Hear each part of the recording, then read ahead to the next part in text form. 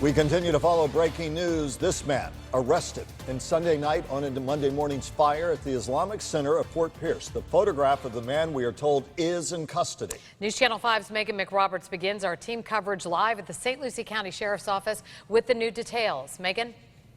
Michael and Kelly, that arson suspect is still here at the Sheriff's Office being questioned by detectives as we speak. We expect that questioning process to wrap up shortly after this news conference wraps up. Then he will make his way to the Sheriff's Office. We actually do see lead investigators making their way into the room right now. I'm going to go ahead and cut to them so they can get started with their update in this investigation.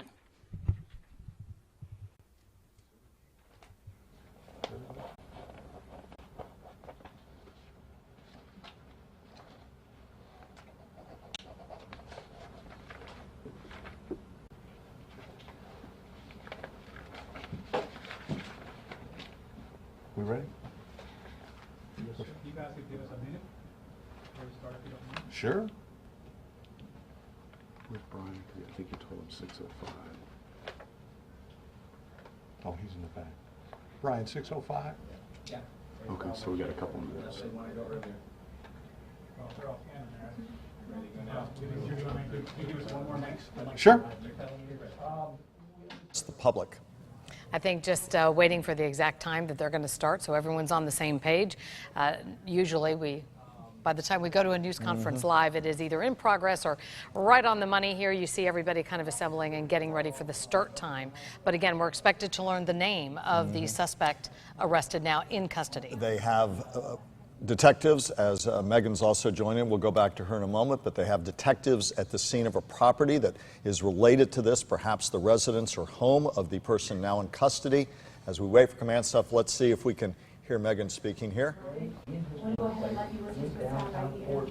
you're okay. Right now, we've got here at the podium, not only the lieutenant in charge. Here's his reaction to the arrest. But most of the detectives who have This is the worst attack on an Islamic center in the history of Florida. We just expect that the arsonist is prosecuted to the fullest extent of the law, as he has terrorized our community, not only in Fort Pierce, but the Muslim community in general in the United States. And we'll go ahead now and listen into the news conference begin right now. We're good to go? Good evening. My name is Gary Wilson. I'm the Chief Deputy here at the St. Lucie County Sheriff's Office. I want to thank you all for coming on such short notice. As was said at the beginning of this investigation, a fire at any place of worship, regardless of your beliefs, is a tragedy. In this case, our early investigation revealed evidence that clearly led us to believe that this was an arson case. Along with the St. Lucie County Fire District, federal, state partners, the FBI, ATF, FDLE, and the Florida State Fire Marshal's Office immediately offered their assistance to our agency in any way necessary. As a result of their assistance, tireless work of the men and women of the St. Lucie County Sheriff's Office, an arrest in this case has been made just 65 hours after the fire was reported. At this time, I'm going to turn the podium over to Major Dave Thompson, who has coordinated this investigation since the onset. Good evening, everybody, and I know we've spoke many times in the last 65 hours.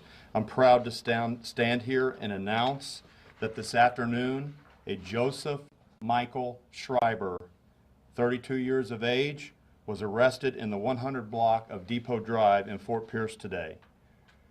Tips from members of the community, along with surveillance video from businesses and homes along Midway Road and the Torino Parkway, matched an individual on a motorcycle at the times in question, with video surveillance obtained from the Islamic Center of Fort Pierce, which we did release to you earlier in this investigation. Schreiber lives in the 5700 block of Northwest Zenith Drive, which is off of Torino Parkway in Port St. Lucie. A search warrant was obtained for Schreiber's house and was served and conducted. During the search warrant revealed Schreiber's owns a motorcycle that was consistent with the surveillance footage. Other evidence collected at the house also linked Schreiber to the arson. An examination of Schreiber's social media account also shows multiple anti-Islamic posts and comments. Under Florida law, Schreiber will be charged with arson, and Florida's hate crime enhancement will also be applied to the charge. With this enhancement, the second-degree felony of arson is enhanced to a first-degree felony and carries a possible 30-year prison sentence. Schreiber is known to law enforcement and as such qualifies as a prison release reoffender. That would impose a 30-year mandatory minimum sentence. He also qualifies as a habitual felony offender and could ultimately be sentenced to life in prison.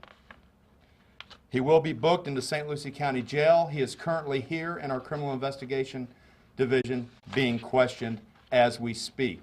Right now I'd like to have the Assistant Special Agent in charge of the Miami FBI step up and has a few comments. Mike? Thank you, sir. Good evening. I am Assistant Special Agent in Charge, Michael A. Delonzo. My last name is spelled D''A''L''O''N''Z''O.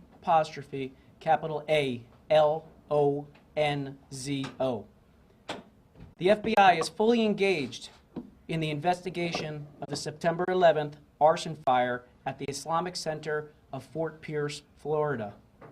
We take any act of violence or threat towards a house of worship very seriously.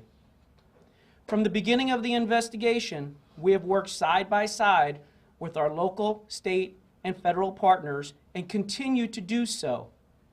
In addition to the manpower, the Bureau is committed to providing our full range of capabilities. Though a suspect is in custody, the investigation continues. As such, we are not going to speculate on additional charges.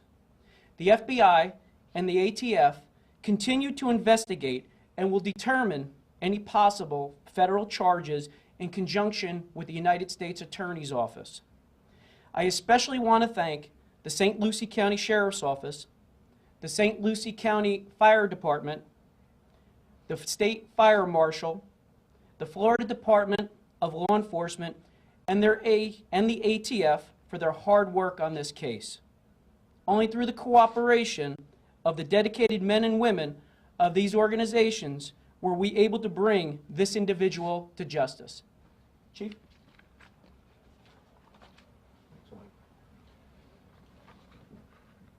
As we said at the very beginning, we cannot stress enough the importance of the cooperation of our state and federal partners.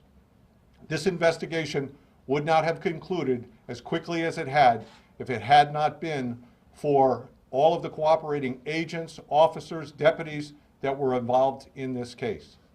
We also want to thank all of those businesses and residences in the investigative route that had video footage that led us to locating the suspect in this investigation.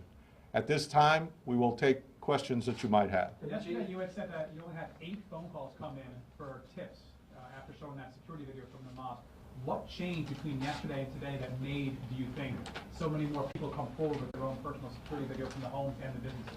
That's correct. And my own opinion is we made a plea yesterday.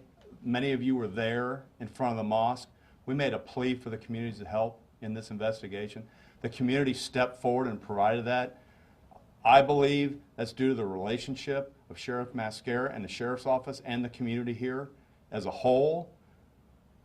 Once we made that plea, we started receiving tips, and they led to this result. So, you guys said that this individual, Mr. Schreiber, was known to you guys. Was he a suspect early on, and then the surveillance video pointed you towards him, or was it the video first, then you guys found the suspect? Well, you've seen the video, so I'm not sure that we can... I'm talking about surveillance video from, you said, all the businesses along the route. Correct. So was Correct. After that when you then determined... There was a multitude of things, but tips from the community led directly to the identification of this individual. What kind of anti-Muslim rhetoric did he post on Facebook? Well, like you would see on many people that are of a difference of opinion of religious belief, things like that. He also had references to 9/11 on his Facebook page. And what has he said to you so far, your investigators?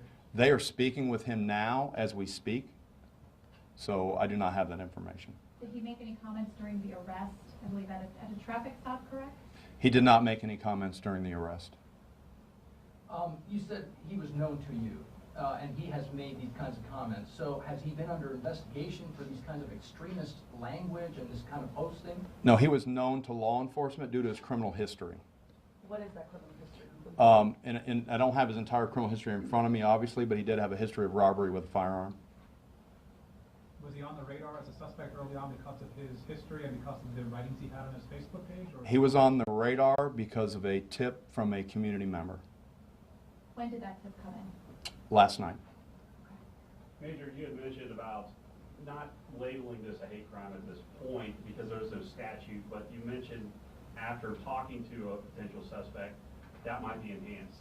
Has he said things to your investigators that might have led you to go with this route? Well, as I said, Florida does not have a specific hate crime charge. It's an enhancement to a penalty. The Facebook posts were evident that there is anti-Islamic propaganda, and that corroborates our fear that, in fact, this does have to do with hate to the Islamic community. Have you learned of anything he's done in the past related to something like this, or is this the most extreme thing he has done, at least known to you? Well, Mr. Schreiber has been in custody, I don't know, 45 minutes, an hour tops, so we are still checking into that. I will say he is still here, and we are still talking to him. Does he live with his parents? He lives alone? Who does he live with? There was 3 residences in the house, his father being one of them, and there's a female occupant. I'm not sure if it's a mother or a stepmother. Are there any connections between what he did on Sunday and his parents? Are you guys investigating them as well? I'm not going to speculate on whether there's a connection. What I will say, we are exploring all avenues of the investigation. And that includes potential other suspects? Right now, we're very early on. If there are any co-conspirators, we certainly want to identify them and bring them to justice also. You said you arrested him at work in downtown Fort Pierce. Where does he work? No, I did not say that. I said he was arrested in the 100 block of Depot Drive in Fort Pierce. Was he walking there? Was he eating there? He was picked up when he was walking on the street. Uneventful arrest, or did he go quietly? And Uneventful. what time did that occur? I don't have the exact time, like 45 minutes to an hour ago. How did you identify him just walking on the sidewalk, I believe, or the streets? Well, immediately after receiving the tip, we started investigating the individual and trying to determine where he is, what his habits were, and things like that. So, we want to be prepared for those things. Does he work? I believe investigators were at his workplace today. Can you say where he works? Well, like I said, he was arrested in a 100 block of Depot Drive. Does that have anything to do with where he works? Does he work in that area? His employment is not related to the incident. But it goes to the question of whether maybe coworkers knew. One of the things that you said yesterday in your presser, you recall, you said somebody knows him, he has talked to somebody, his mannerisms, that's the plea you make. So is there a possibility that people at work, for our benefits, that we can go question, was there any connection of maybe they knew of his extremist language? And we have received more than one tip that identified Mr. Schreiber. And as you know, with tips, many of them are confidential. They could come through Crime Stoppers. They could be from confidential sources. So at this time, I would just say that we received the tips and we acted on them. I guess I was also just trying to kind of paint the picture. I mean, was he on a lunch break when you picked him up? Like, did he work nearby where he could have just walked away from work? Was he walking towards his workplace when you found him? I'm not sure if he was on a lunch break. He was walking down the sidewalk. I'm trying to, I think for us, we're trying to understand what happened today. And so at some point, if you served a warrant, you have to go to a judge. You have to have enough evidence to serve that warrant at his home. Did you arrest him after that warrant was served at his home? Did questioning of his parents then lead you to his location in downtown? What I'm not going to get into is the investigative methods that were used at this time. Again, the information came from a tip. actually a couple tips. We investigated those tips. That led us not only to the residents, but to Mr. Shriver. And his bike, you said he was driving a bike, so it was similar to the one we had seen in the surveillance video. Correct. What other evidence leads you to believe that, again, there's a connection? There was an accelerant used. Did you find such an accelerant at his home? Well, I believe I answered that question yesterday. The accelerants or evidence was collected at the scene. Then the evidence was driven up to the State Crime Laboratory for analysis. Right now, we don't have a full analysis of that. You know, we've seen the video. There was obviously a flash fire there. You mentioned earlier this week that he was shaking his hand, the suspect, in the surveillance when they left. Does this guy today have a burned hand? I'm not sure because I have not been that close to him. What was taken from his home today, if you can detail that? They are still there collecting evidence, so we don't have a full account of that. And again, what I don't want to do and what I'm not going to do is get into all our investigative methods and how we found out a lot of these things. We're here to tell you that as a community, this was harmful to the community. This was a place of worship, and it was very important for the community that we brought this individual to justice, and we're here to tell you today that that's what we did along with all of our partners. Last question. This question may be for the FBI. I mean, obviously you've talked about the enhancements here in Florida, but is the FBI and the Attorney General's office, are you guys pursuing any kind of maybe federal charges? Yeah, as the investigation continues, we're looking into possible civil rights violations. But you do have a hate crime. There's a federal hate crime. Oh, absolutely, yes, sir. Right, That falls underneath the civil rights violation. So this guy, I mean, life in prison, you mentioned, plus federal charges on, I mean, this guy's going to jail forever. Well, Good charge. I mean, I guess if he's found guilty. that's assuming, yes, sir. Thank you. And,